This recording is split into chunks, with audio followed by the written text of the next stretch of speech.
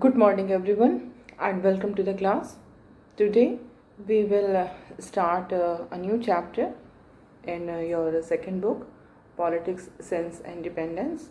And the chapter is Politics of Planned Development. First of all, you must know that your in your textbook, the second chapter is Era of One Party Dominance. But now, in the revised syllabus, this chapter is merged with chapter number 5. Okay, so now it's not that there is the chapter is not deleted. Okay, the chapter is there, all the content is there, but only thing is that it has been merged with the fifth chapter. The content of the second chapter is merged with the fifth chapter. The only thing is that, and here you only need to understand that now your second chapter is Politics of Planned Development, and under this chapter also there are changes, because what we find that if we see the before the period of globalization, we have adopted planned development. We will discuss it in detail, but here I am just telling you in a gist what is all the chapter about. So when we got independence, after that Nehru was very much impressed by the planned economy of Soviet Union, and by taking inspiration from the economy of Soviet Union only, Pandit Nehru went for this planned economic development in our country as well, and for that purpose only the planning commission was created by the act of the government, and we adopted 5-year plans. But what we find that the economic development which was happening in India was not very good.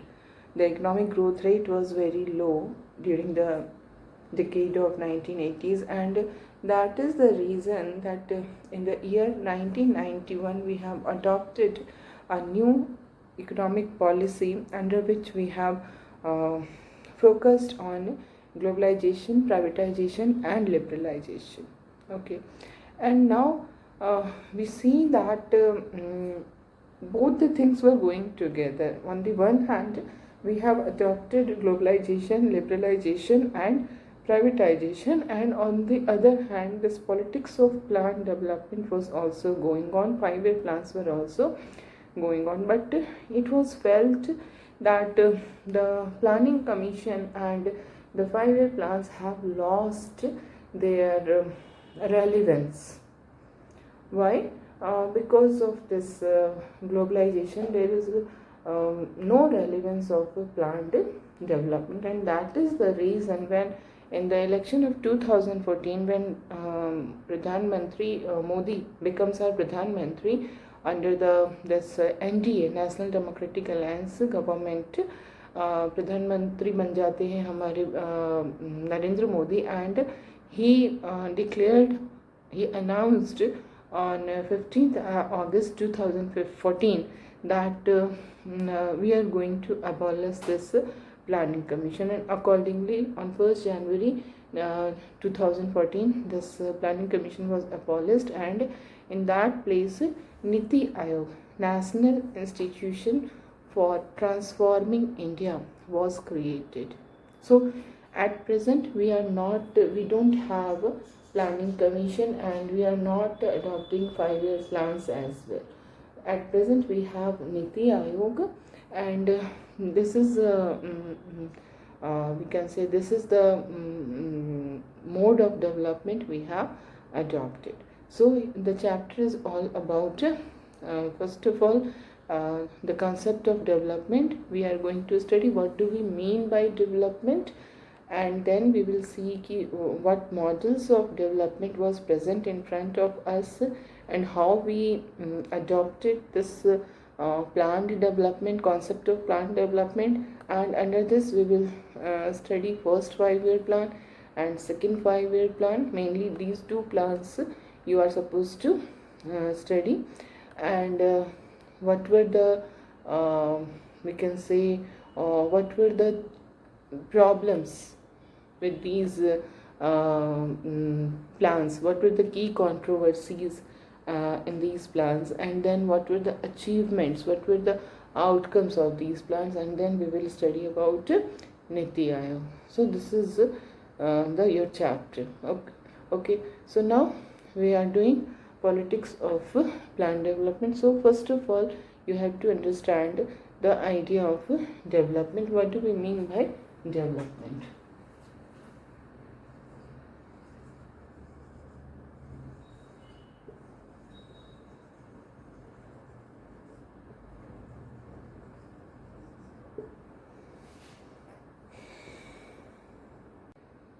So what we find that the idea of development is a very complex idea. It's not a simple idea.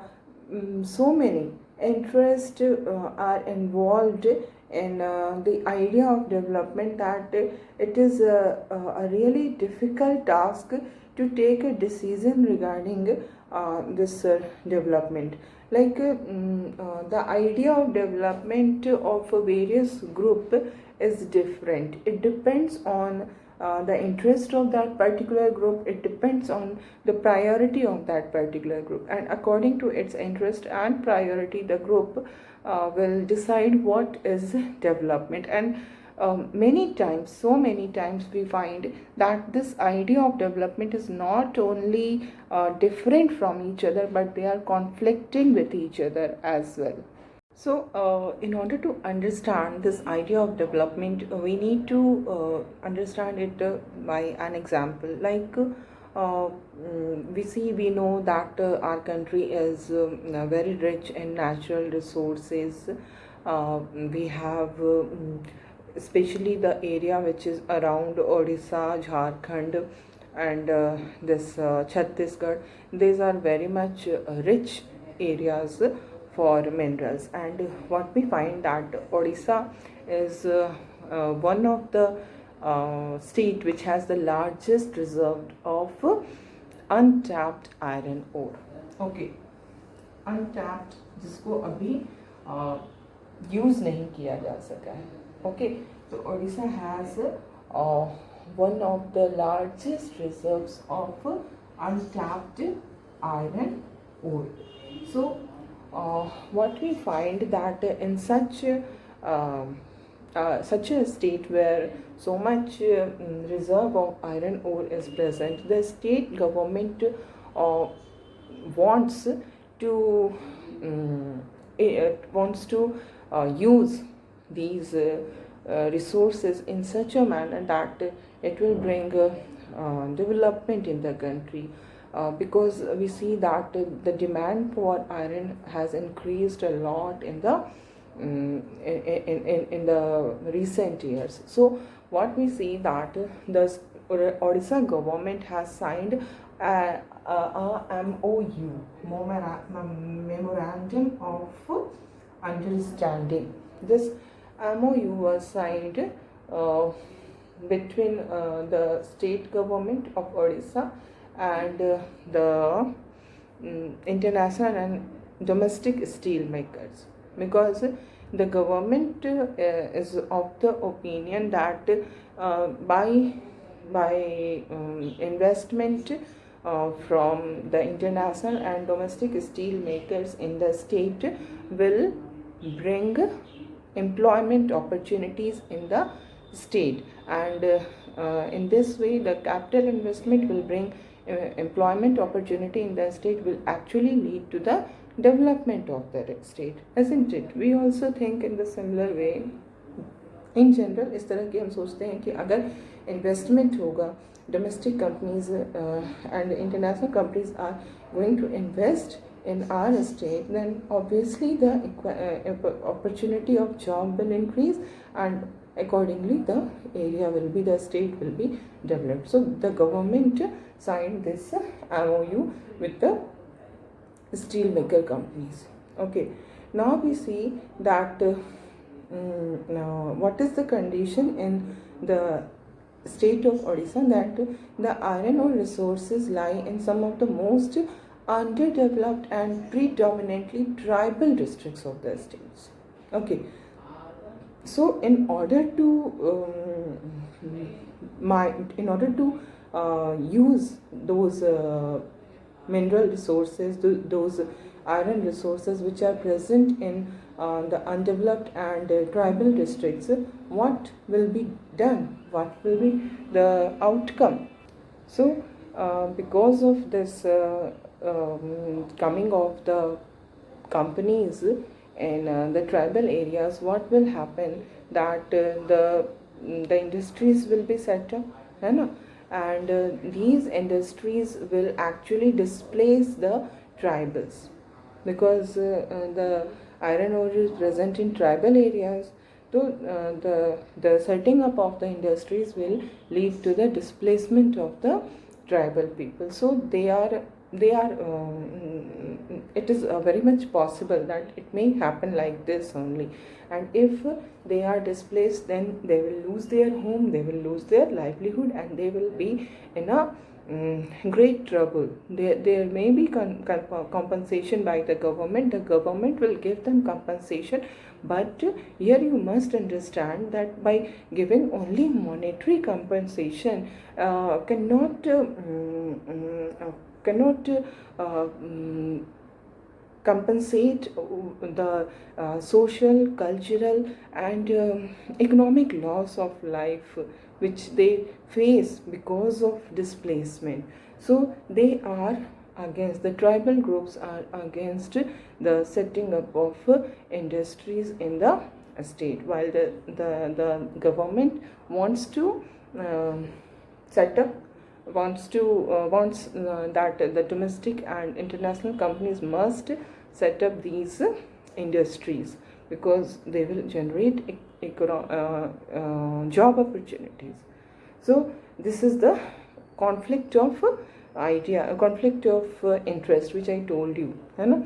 And now there is one more concern, like the environmentalists are there. The environmentalists, they fear that mining and industry would pollute the environment. It will go against the environment. It will also cause deforestation, and because of deforestation, environmental problems are going to be created. So they are also of the opinion that the government should not go for setting up of industries. Okay, so these are the various interests which is involved in Odisha. So you can write it down. लिखने से चीज़ें clear हो जाती हैं. एक तरफ हमारी government है जिसका ये सोचना है कि the investment of capital will lead to increasing job opportunity.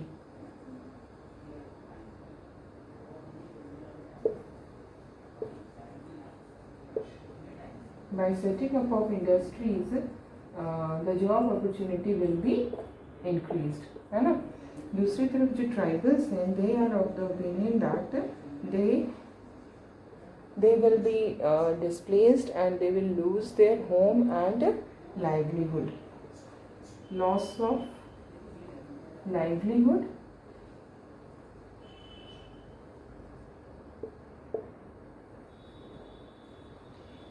and home. And तीसरी on the third side we see environmentalists are there.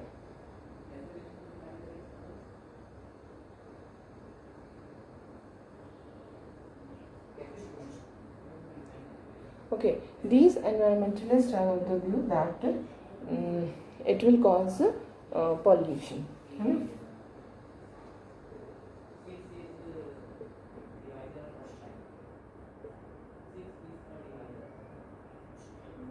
So what we find that what now the government will do, है ना? So many interests are involved in this particular situation, and we see that it is really difficult to reach to a decision in this kind of situation. it is not possible for an expert to take decision, because if an expert is there, like an environmentalist is there, then that environmentalist will of the opinion that no, the industry should not be set up because it will cause pollution, it will cause harm to the environment. Okay, now on the other hand, if the decision is only to be taken by the economist, then the economist will of the view that it is a very good decision, because by setting up of the industries, job opportunities will be created, capital will be invested in the state, and because of this, job opportunities will be created, and this will lead to the economic development of the region. So they are of such opinion. And now if we see, if there is someone like the person who is very sensitive towards the need of tribal people, so these people, or we can say the tribal leaders, they will of the opinion that no, this decision should not be taken by the government should not sign MOU with these companies. So how to reach a decision? It is not a job of an expert actually. The decision in a democracy, we are living in a democratic country, है ना, हमारी country जो है वो एक democratic country है. और जब हम डेमोक्रेटिक कंट्री की बात करते हैं तो in a democracy the decisions, how the decisions are taken? The decisions are taken by the generalist or the leaders, the political leaders who are there to take decisions, political leaders. And these leaders are not an expert, they are generalist. What is the meaning of generalist? Generalist हम उनको कहते हैं जिनको किसी एक particular area का specific knowledge नहीं है. They are not expert of any particular area. They are generalist, they are having complete idea of the country.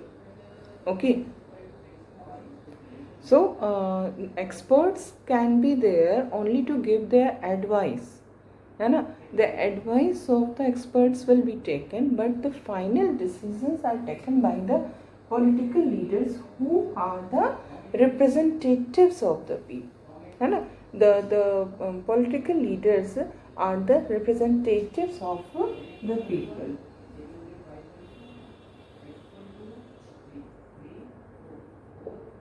So it's in a democracy we see that the decision is a political decision.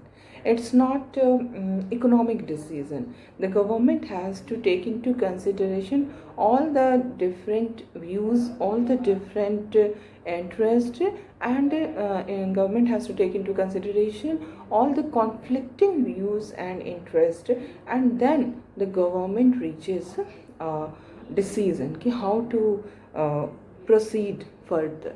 Okay, now we see that we were under the British rule for the last 200 years, and on this 1947 15th August we got independence. And at that time the one of the biggest challenge our country was facing was the challenge of economic development, because during the colonial rule no attention was paid on the economic development of our country. There was only exploitation. Our resources were being used by the British, and we have only become the exporter of raw material and importer of finished goods, है ना. So that was complete exploitation of the country. No attention was paid on the industrial development or agricultural development.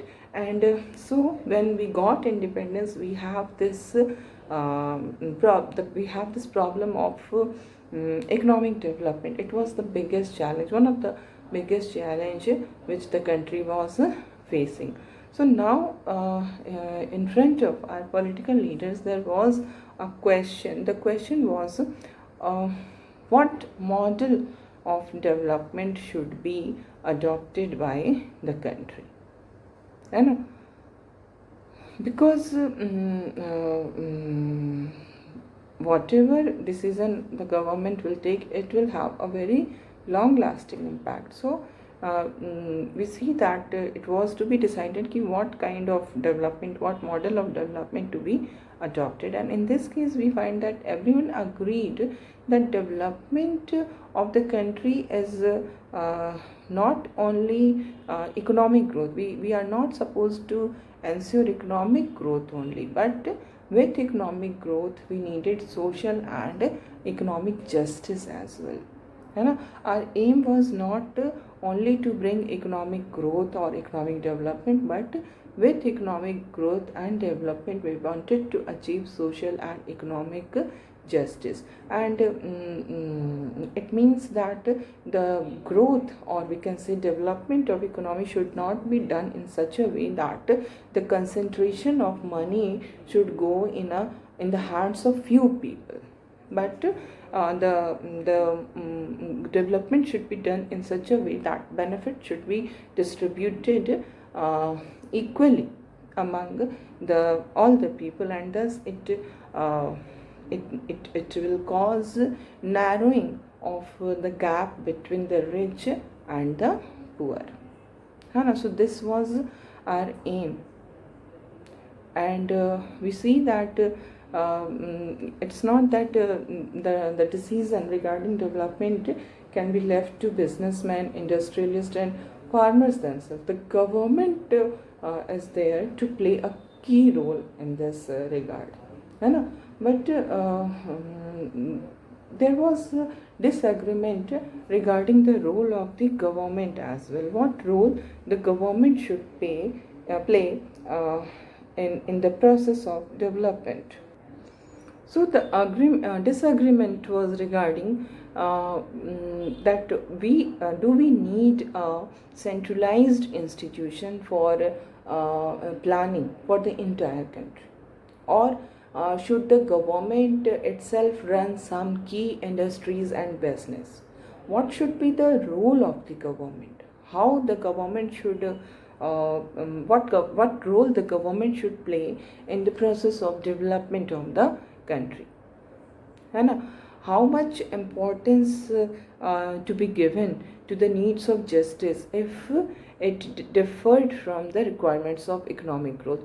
What should be given priority, economic growth or social justice? So these were the questions in front of our political leaders when we got independence, and we find that our leaders were very much aware of the situation, and all these questions which we have just now asked, all these questions involved political judgment. It's not the question cannot be answered by any expert. Okay, so in order to answer all these questions, there was need of consultation among different political parties, and as well as approval of the public also, because of democracy.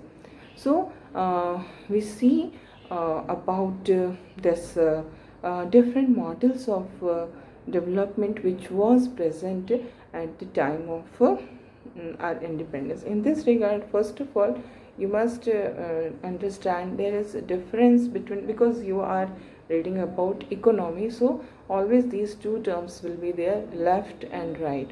Now, what is left, what is right? What do we mean by left and what do we mean by right? So what do you find that the term left always refers to those who are in favor of the poor, the downtrodden section, and the leftists always support government policies for the benefit of these section. You always remember, whenever we talk of leftist, it means those who support the poor, those who support the more and more involvement of the government in the process of economy, so that the interest of the poorer section of the society can be ensured.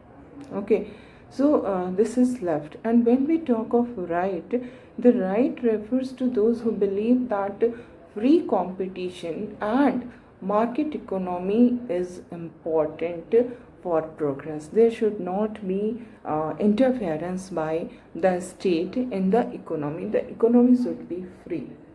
So here you just try to understand the difference between the left and the right. The left are saying that the government should be involved more and more in economy. The government should regulate the economy. The government should control the economy so that the economy should be we can say the economy should move according to the needs of the poor people. But the rightist, they are of the opinion that the market should be free, है ना. There should be free competition, there should be market economy, and the government should not unnecessarily intervene in the economy. There should not be interference by the government in the economy.